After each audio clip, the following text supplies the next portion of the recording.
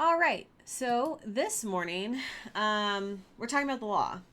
So before Christmas, we were focused on Moses. We kind of went over his whole life, from being put in a basket to his death before he could go into the promised land. And we kind of not skipped over. We did talk about how he went up to the mountain and he spoke to God for a long period of time, but we didn't talk about the law that God gave him. So that is what we're going to talk about today. Um, so, yeah, the law. We did have a similar lesson back in March, you may remember, about the law and as it applies in Acts. I can't remember if we did that lesson like right before COVID hit or not. We might have been in person for that. That might have been like our last in person lesson. But this is, so that was kind of the law in the context of you guys knowing it as we were studying Acts. This is the context of the law for the Old Testament where it's, viewed much differently. So, uh, yeah. So, what is the law? There's references all over the Bible, and not just in the Old Testament, to the law. Jesus is constantly talking about the law. The apostles argued about the law and who should obey it and who shouldn't. Jewish people, even today, have long discussions and disagreements about what extent they are required to follow the law. That's actually one of the big differences between Orthodox, conservative, and Reformed Jews is be kind of how they interpret the law and how they think they have to follow it. Um, my understanding, I'm not Jewish, is that Orthodox Jewish people think you have to follow every single law exactly as it's written. With they're still arguing even in there, right? There's still room for interpretation. The conservative Jewish people think that when it says that the law was given and God spoke like thunder, that meant that God didn't give Moses words, but God gave Moses a feeling that Moses then interpreted to words, which leaves a lot more interpretation for error in what Moses actually wrote down. So while in Orthodox tradition, rabbis can only be men, in conservative tradition, rabbis can be men or women because they're like, these are just the laws that God gave about priests and things like that. It's the feeling Moses got and then Moses interpreted. Feeling's probably too strong a word. And they wouldn't say it's just Moses. They would say lots of people, who were there experienced this. Reformed Jewish people kind of take that to a next step and kind of extrapolate that even further and are like, these are the laws as Moses understood them, and possibly some of them maybe even weren't given by God, but had to be created as the Jewish people were interacting with each other. So how do we extrapolate, interpret from there? And of course, this is just my understanding, so I could have misspoke and said something wrong. But you can see it's kind of a spectrum, and we have similar things in Christianity, right? So this discussion today of what is the law and who must follow it is something that's been being debated since Moses's time. This is a hotly debated topic for 3,000 years. We're not going to solve it today, right? But today, I just want to give you a foundation of what the law is. Obviously, we're not going to go through every nuance in an hour. We just want to be able to understand kind of the idea of what the law is, and in the context of the Old Testament, and why we as Christians don't follow it today. So, get your Bibles if you don't have your Bibles. But before we start delving in, let's remind ourselves of God's covenant with Abraham. So you have Moses. Moses is over 400 years after Abraham. Over 400 years, right? Because they were in, when you had Abraham, he was the father of Isaac. Isaac is the father of Jacob. Jacob was the father of Joseph. Joseph was the one sold into slavery into Egypt. And then it would be Joseph's generation and his descendants who all moved to Egypt and stayed there for 400 years. So Abraham is way back, right? But the original covenant God made was with Abraham. Abraham didn't have the law. This is actually something that Paul really talks about in the New Testament. Abraham wasn't held to the law the same way that Moses and the people after him were. When God made his covenant with Moses, it was very straightforward. It was, I'm going to be your God and you're going to be my people. And you have to worship me and you have to be circumcised. And that's pretty much it. Pretty easy law.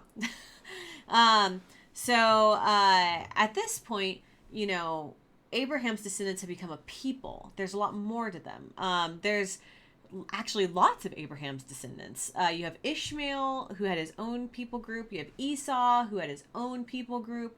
And we didn't study this, but after Sarah died, Abraham got remarried and had more kids, and they had their own people groups. But the Israelites are the ones specifically descended from Abraham, Isaac, to Jacob.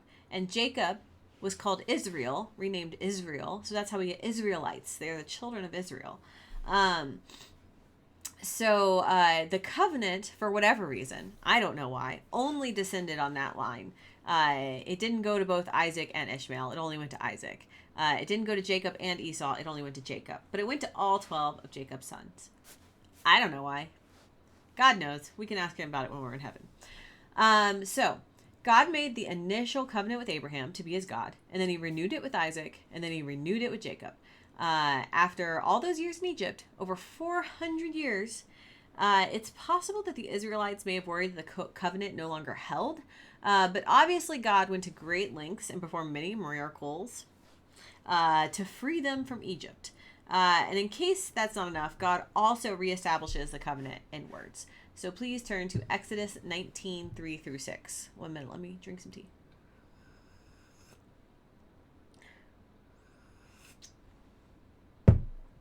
Then Moses went up to God. The Lord called him from the mountain, saying, Thus you shall say to the house of Jacob and tell the Israelites, You have seen what I did to the Egyptians, and how I bore you on eagle's wings and brought you to myself. Now therefore, if you obey my voice and keep my covenant, you shall be my treasured possession out of all the peoples. Indeed, the whole earth is mine, but you shall be for me a priestly kingdom and a holy nation. These are the words that you shall speak to the Israelites. So God reiterates that the Israelites are his people, that they are the children of the covenant, that he will make them a priestly kingdom, that they are to be an example for the whole world. For their end of the deal, that they just have to obey his voice and keep his covenant. So if this was just Abrahamic, that would mean the men must be circumcised and they all have to listen to God. Easy peasy, right? It's never easy. For Abraham, Isaac, and Jacob, God basically had a one-on-one relationship with them. God could tell them what they should do, or, you know, when they were wrong, or, you know, do this or that, follow me here, sacrifice your son, whatever. He didn't actually sacrifice Isaac. You know what I mean? We talked about it. There's a whole lesson. So Abraham, Isaac, and Jacob needed to listen to that voice. But now we're talking about thousands of Israelites. God could talk to each of them individually, just like he talks to us today. He certainly has that power. But instead, he is choosing to make himself known through a single prophet, in this case, Moses. So that's the setup we're going to see for a while in the history of Israel, that there's a single prophet who talks to God and relays God's thoughts to the people. This is the definition of a prophet. We in modern times use the word prophet to mean someone who foretells the future. That is not what a prophet means biblically. A prophet biblically is someone who talks to God and God talks back to, and is like the voice of God. Since God knows the future, sometimes it involves the future, but most often it didn't. Most often prophets were talking about now. They were talking about the here and the now. So this prophet then is the leader of the people in a both religious and kind of government sense. Not that they really had a government. At this time with Moses, it's definitely a theocracy, and which is that it's both a nation and a religion. There is no separation of church and state. That is a completely foreign idea from them. But also with this group of Israelites, they very clearly all followed Moses. We're going to see later that they kind of break up into tribes, and it's kind of like little tribes that run themselves, that kind of all answer to the same religious leader and only come together when they're threatened by outside actions. So when other groups threaten them. So to underscore all of this theocracy, this combination of, government and religion, we have the law. The laws God gives Moses are both religious and civil. So these are the laws that the people of Israel have to follow. It covers everything from their relationship with God to what to do if your animal accidentally hurts another person to what sort of crimes merit the death penalty. So for the Israelites to keep the covenant, in addition to circumcision, they must obey the law. So the initial revelation of the law that we generally talk about, the most famous one, is the Ten Commandments. So we're going to look at them here. I had to break them up into 2 slides, so we're just going to go through them both real quick. So the whole thing's going to be Exodus 21 through 17, but I put 1 through 7 on one slide and 8 through 17 on the next slide.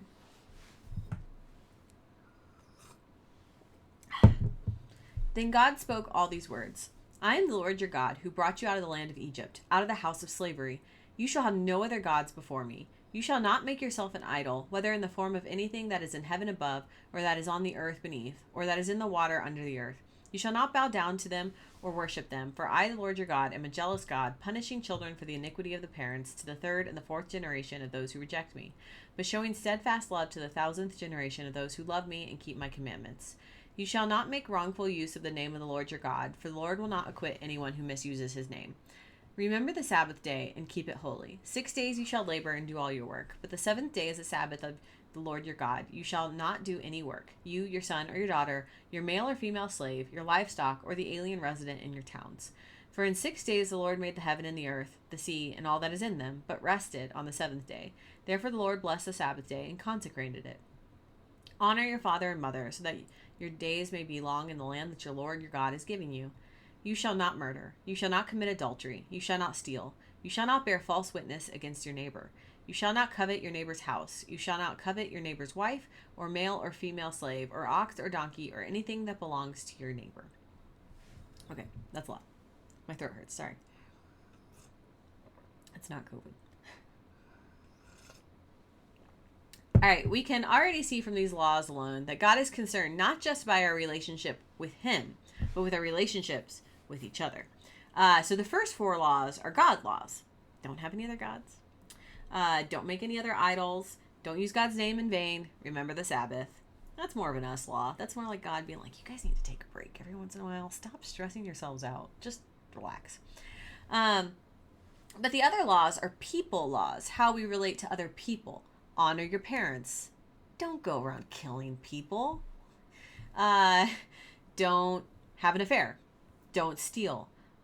Don't lie, particularly in a court of law, about your neighbor. Don't covet other people's stuff. Coveting being like wanting it, you know, it's like jealousy. So it's like coveting your neighbor's PS5, right? Being like, I really want a PS5, and it just makes you angry that they have a PS5 and you don't have a PS5. I don't know. I have a PS3, so I'm like way behind. So these all seem pretty basic, how to lead a good life while following God. But God also gives Moses more laws. These are not the only ones. This is just like the most high level ones. Like, don't murder, you guys. This should be pretty straightforward. Should be. So God also gives Moses more law. So much law. The entire book of Leviticus is basically nothing but laws. Oh my gosh. This is why whenever I try to read the Bible cover to cover, Leviticus kills me. It kills me every time. And then I just have to skip it. Sometimes you just have to skip Leviticus. It's okay. So let's look at some example laws. Leviticus 2:11. No grain offering that you bring to the Lord shall be made with leaven, for you must not turn any leaven or honey into smoke as an offering by fire to the Lord. So this is one verse from a whole section on offering grain to God. So on the sacrificial system. And it basically says that any bread offering made to God can't have yeast in it. It needs to be flat bread. That's super specific. Definitely a religious law. So it's a law dictating what is an appropriate sacrifice to God. Let's look at another law. Leviticus 13:3-4. The priest shall examine the disease on the skin of his body, and if the hair in the diseased area has turned white and the disease appears to be deeper than the skin of the body, it is a leprous disease. After the priest has examined him, he shall pronounce him ceremonially unclean. But if the spot is white in the skin of his body and appears no deeper than the skin, and the hair in it has not turned white, the priest shall confine the diseased person for 7 days. What? This is a leprosy test. Remember, leprosy in a modern sense is a skin disease that could be very contagious and detrimental. Back then, leprosy was kind of a word they used for every skin disease, and they were really worried about contagious leprosies that could then go through the whole people. So this section basically tells people that if they think they have leprosy, they need to go to a priest. And it tells the priest what to do if it is to be considered leprosy, and what to do if it is not to be considered leprosy. So if you were considered unclean ceremonially, that doesn't mean you're dirty. It means that you can't participate in the community, which is kind of worse than being considered dirty. It's almost like being shunned, but it wasn't entirely. They basically had, a separate section for unclean people to be in. And there were various reasons why you would be unclean, and most of them were temporary, right? You go, you have a rash, you have to go hang out there for a while so the rash is gone, and then you can come back in, right? Not all things were temporary, and some people could end up being unclean for their whole lives, which is rather unfortunate, right? We talked about this in the New Testament, where if you are on your period, you are considered unclean. So there was a woman in the New Testament who was basically constantly bleeding, and because of that, she was never allowed back in society. She had to live on the outskirts of society, and that would be very hard. But these laws were meant to keep people safe, because you don't want leprosy ravaging through your main people group, right? So it was a way to kind of quarantine people who were sick. Unfortunately, because of the time period and how laws were interpreted, that did mean that sometimes people were put on the outskirts of society. All right, so that's one type of law. Let's go to another one. Exodus. Leviticus 19:23. When you come into the land and plant all kinds of trees for food, then you shall regard their fruit as forbidden. 3 years it shall be forbidden to you. It must not be eaten. Forbidden fruits. This is a law about when it's cool to eat the fruit from a tree after you plant it. Basically, like, don't eat fruit from trees that are babies. You might hurt them, right? You want those trees to grow up a little bit, and then when they're strong and sturdy, then you can take the fruit from them. So what I'm getting at here is that there are a lot of laws that cover a lot of topics. Laws on how to celebrate specific holidays. Not just like, Christmas is cool, guys, and you should celebrate it. No, it's like, here are the exact things you must do to consider yourself celebrating Passover. There are laws on who you are and are not allowed to marry. There are laws about how to treat a poor man, laws about how to treat strangers. There are laws about what you're allowed to eat and what you're allowed to wear. The Israelites couldn't eat, and Jewish people still don't eat, pig. And they couldn't back then wear mixed material clothes. There are also very specific laws on how to treat and worship God. There are a lot of laws. There are even laws about who is allowed to be a priest. In modern church, we have like church bylaws that dictate how you select a pastor. There's usually a whole process for us. We interview them. We look at what kind of education and experience. And depending on your denomination, you might be like, well, can women be pastors? In our denomination, we're cool with that. But not every denomination is. And you might be like, okay, let's consider these different aspects of them. And if we think they're good for our church, it's very much a hiring process. Back then, that's not how that works. It was basically like, only people of the house of Levi are allowed to be priests. So only if you're descended from Levi, you can be a priest. And there are a few critical things, like being high priest, that you could only do if you were descended from Aaron. So you had to be even more specifically descended from somebody. And if you went against these laws, there were punishments. And some of those punishments were you would die. If the wrong person touched the wrong holy object, you'd be struck down dead instantly. Granted, that's on God, not, But that's why they have the laws, so you would know that you can't just go taking the Ark of the Covenant's lid off and getting your face melted off. Looking at you, Nazis and Indiana Jones. All right. So, some of these laws, it might be easy to see why we don't follow them anymore. God was giving them laws for running a nation, something they had never done before. Some of these civil laws are about maintaining law and order. We live in different countries now. We have different civil laws. That makes sense. Some of these laws, like the tree one about not picking fruit for the first 3 years, that's God just trying to teach them some basic agriculture sense, right? And we have much more nuanced and better understanding of agriculture today. So that also makes sense that we don't have to follow this law. We have our own agriculture rules that we follow. But what about the other laws? Some of them that seem like they're moral laws that we don't follow anymore. And who decides what's a moral versus a civil law anyway, right? When you have a theocracy, they're all equated to the same thing. It's the same, right? And I mean, we have laws like that too, right? Murdering is both a moral and a civil issue. So it can be very hard to tell, you know, who are we to tell the ancient Hebrews that eating fruit in the second year isn't immoral? So why? Why don't modern Christians follow the law? Aren't we supposed to? Aren't we descended or an offshoot of Judaism? So this is actually something the first Christians argued about a lot. They argued a lot. They argued bitterly. There were hard feelings. There were factions. And it was one of the first major divisions of the early church. Especially as people who were not Jewish, aka Gentiles, aka most of us, came to Christianity. There was this huge question, you know, like, yeah, if you're a disciple and you were Jewish and then you became a Christian, right? You're following Jesus. Maybe you're still following the law. Whatever, you're Jewish. But what about these Greek people who are suddenly wanting to be Christians? Do they have to follow the law? Do we have to make them convert to Judaism before we can call them Christians?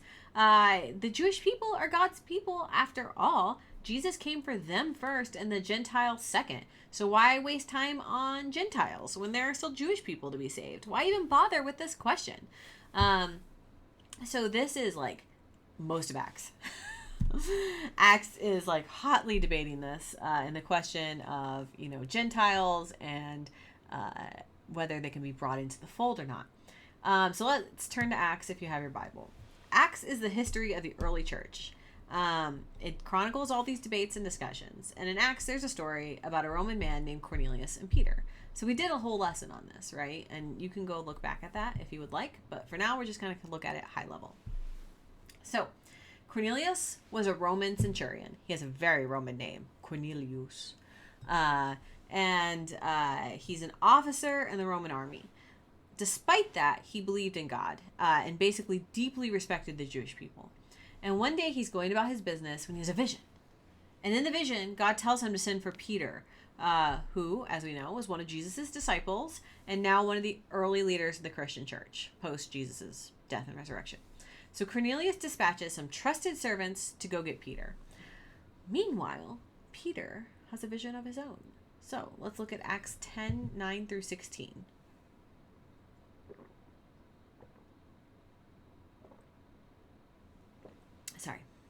Acts 10, 9 through 16. About noon the next day, as they were on their journey and approaching the city, Peter went up to the roof to pray.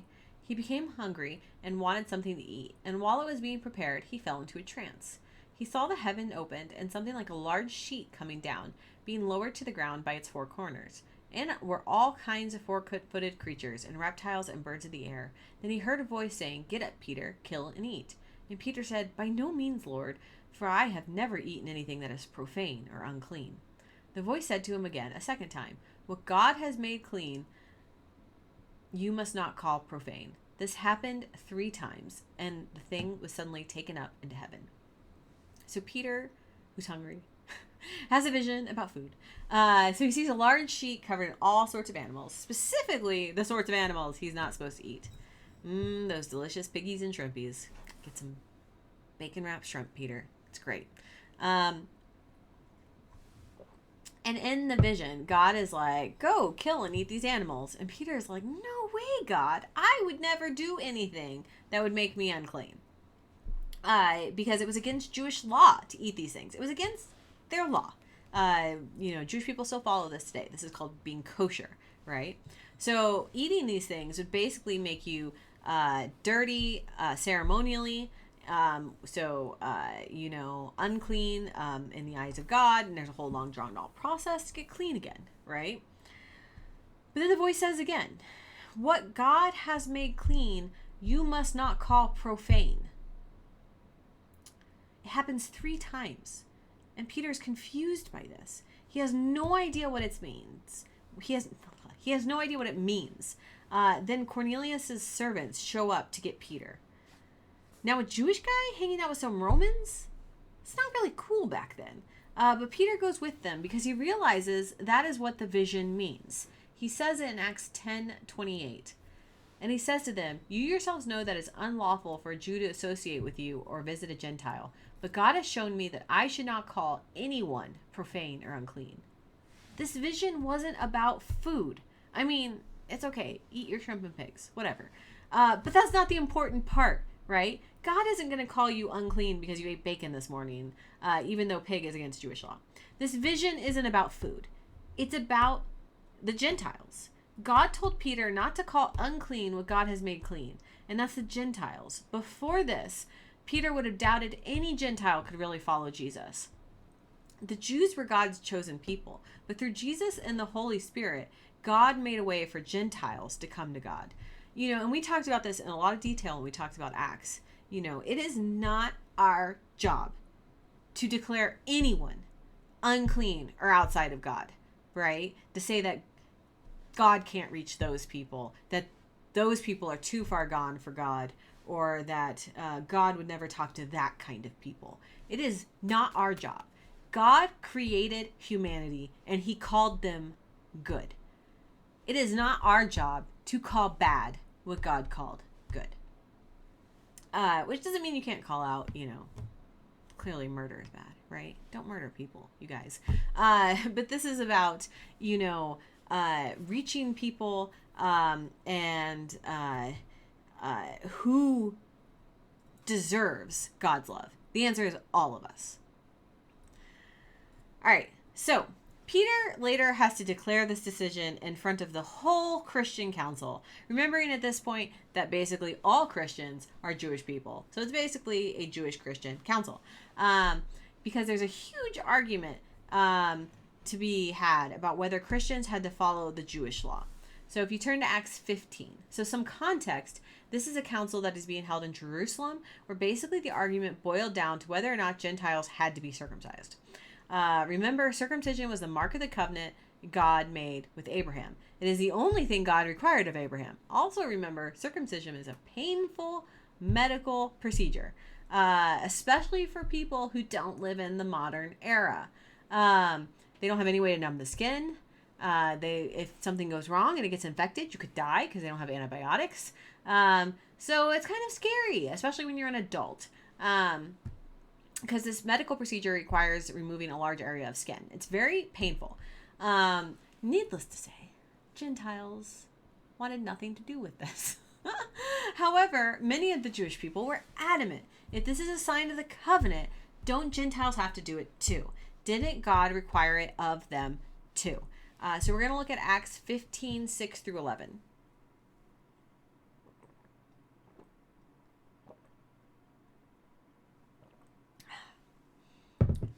Acts 15, 6 through 11. The apostles and the elders met together to consider this matter. After there had been much debate, Peter stood up and said to them, "My brothers, you know that in the early days God made a choice among you, that I should be the one through whom the Gentiles would hear the message of the good news and become believers. And God, who knows the human heart, testified to them by giving them the Holy Spirit, just as he did to us. And in cleansing their hearts by faith, he has made no distinction between them and us. Now, therefore, why are you putting God to the test by placing on the neck of the disciples a yoke that neither our ancestors nor we have been able to bear? On the contrary, we believe that we will be saved through the grace of the Lord Jesus, just as they will." Peter is basically like, guys, God has sent me among the Gentiles to preach to them. The Cornelius story was just the start of that. And he's like, God made them clean. This is the whole let no one say they're unclean if God made them clean thing. And Peter's like, no one has ever been able to fulfill the whole law anyway. No one except Jesus. We all always messed it up. So why put this burden on these people when we aren't even to handle the burden. And as the last point, we're saved by grace alone. Mic drop, walk off the stage. We don't need the law. We're saved by grace alone. This is a very church phrase. You may be like, I don't know what that means, which is fair. It basically means that Jesus' actions covered us, and it's not our actions of keeping the law or doing the right things that work our way into heaven, or being Jesus' followers. Jesus covered us. Grace, it's kind of like mercy, but it's like when someone graces you with their presence, right? They appear and you did nothing to deserve their presence or ask for their presence or grant their presence, right? When your parents give you grace, when you did something wrong and you know you should be in trouble, but they're just like, your mom's just like, we're just going to forget this happened and we're just going to start fresh tomorrow. Grace, it covers it, right?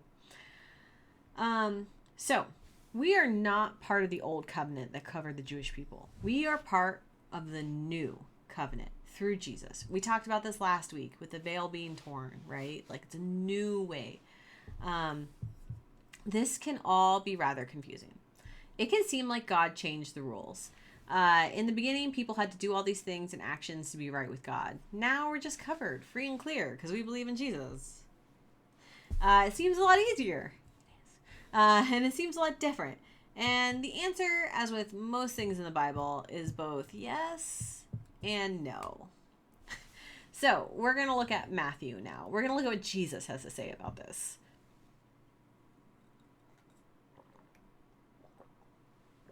Matthew 5:17 through 20. Do not think I have come to abolish the law or the prophets. I have come not to abolish, but to fulfill. For truly I tell you, until heaven and earth pass away, not one letter, not one stroke of a letter will pass from the law until all is accomplished. Therefore, whoever breaks one of the least of these commandments and teaches others to do the same will be called least in the kingdom of heaven. But whoever does them and teaches them will be called great in the kingdom of heaven. For I tell you, unless your righteousness exceeds that of the scribes and the Pharisees, you will never enter the kingdom of heaven. Jesus says he didn't come to abolish the law, but to fulfill it. And he also says whoever breaks the commandments will be the least in the kingdom of heaven, and whoever holds them will be great. But also that it's basically impossible to uphold them. That's what he's saying in that last part. Your righteousness must exceed the righteousness of the scribes and Pharisees, who are the most righteous among us. You must be more righteous than the most righteous. What? Jesus? What? That's also what Peter's kind of referring to when he says no one's able to keep the law. It's always impossible. That's why in the law there are requirements of sacrifice to cover the sin and the breaking of the law that people did. Without those sacrifices to cover people's sins, without that kind of loophole, people would be separated from God because even breaking one law is a sin. And then Jesus came and he was the ultimate sacrifice who covered all of us. That's why they don't do that's why we don't have to do animal sacrifices anymore. We're covered by the ultimate sacrifice, God's own son.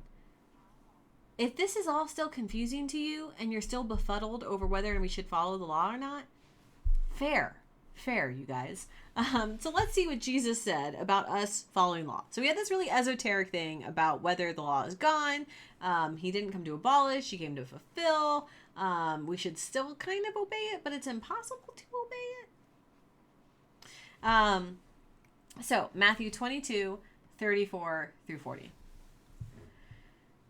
When the Pharisees heard that he had silenced the Sadducees, they gathered together, and one of them, a lawyer, asked him a question to test him. Teacher, which commandment in the law is the greatest? He said to him, you shall love the Lord your God with all your heart, and with all your soul, and with all your mind. This is the greatest and first commandment. And the second is like it. You shall love your neighbor as yourself. On these two commandments hang all the law and the prophets. So he's saying the whole law, the entire book of Leviticus and Deuteronomy and the laws in Numbers and the laws in Exodus boil down to two. We saw this in the Ten Commandments, right? The first four are about loving God and the last four are about loving your neighbor. Because in the end, that's what we're called to do. Love. Love the Lord your God with all your heart, with all your soul, and with all your mind. Love your neighbor as yourself. If we keep these commands, we are keeping the intent of the law. But your salvation Your covering by Jesus is not requisite on you doing that. Jesus loves us no matter what we do. We are saved by grace, a gift we can't have and haven't earned. A gift we can't and haven't earned. Sorry, you can have it. But if you want to keep the heart of the law, if you want to live as Jesus lived, then what you do is you love God and you love your neighbor. So it doesn't matter what society you live in and how the laws civilly and morally might change. Culturally, things change. You just have to ask yourself, by doing this, am I loving God and am I loving my neighbor? It's simple, but it's not easy. And it's something we should always strive to do. Jesus even says this again later in his farewell address to the disciples. It's the night before he'll be betrayed, and he's kind of giving them a goodbye talk, though they don't know that. So John 13:34 through 35. This is Jesus talking. I give you a new commandment, that you love one another. Just as I have loved you, you should also love one another. By this, everyone will know that you are my disciples, if you have love for one another. Most of us in our Sunday school class are not Jewish. We are not descended from Jewish people, and no one in our family is Jewish. We are by definition Gentiles. The law is the Jewish law for the ancient Jewish nation of Israel, and has been extrapolated to the Jewish people of today and how they interpret it. But we are followers of Jesus, and therefore we are called to do this new commandment Jesus has given us. We are to love one another. It is our love and our kindness and our gentleness and our grace with each other that should mark us as followers of Jesus to the world. I say should, because it's the hardest thing to do. Look around. Christians in America aren't exactly known for their kindness, their grace, their mercy, their gentleness. Those are the fruits of the Spirit. Love, joy, peace, patience, kindness, goodness, gentleness, self-control. We've kind of lost that, right? A lot of people struggle with that. It's hard to be kind to the annoying kid in your class, to practice grace and gentleness with the bully who picks on you.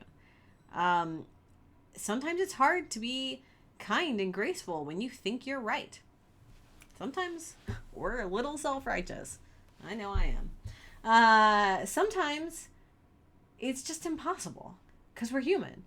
But it's what we're called to do. It's what we should be doing. And it's what we should all be striving to do. That and loving God are the only two laws that for us ultimately matter. And you're never, when you get to heaven, God's not going to be like, your one crime was you loved people too well, right? If that is the sin that society lobbies against us, we are doing the right thing. So, let's go forth. Let's practice the fruits of the Spirit. When we say love, I know it's hard because a lot of you think of love romantically or whatever, but that's not what this means, right? It means being kind, bringing joy, gentleness, grace, mercy, kindness, all of that stuff. So go out there and, be the Christian that you wish others would be. Do unto others as you wish people would do unto you. And love God. And that's all we have to worry about. You don't need to worry about the rest of the law. And it's going to be okay. All right. That is today's lesson. Let me stop the recording.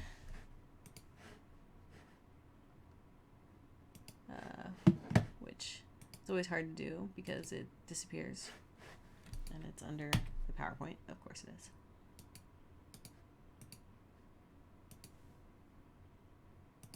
That's video games. OBS. Stop recording.